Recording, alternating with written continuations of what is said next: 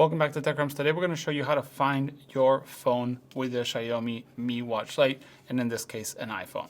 So we have to have the watch unlocked. Let's see, they're locked. Press it one time, go to the second menu, and you see this little blue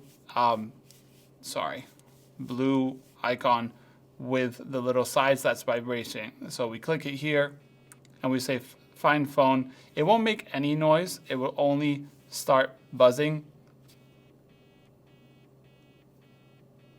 I don't know if you can hear it, and you can stop it. I wonder if we have volume on the phone, if it will actually have that. So, if it's not on do not disturb, basically it will make noise.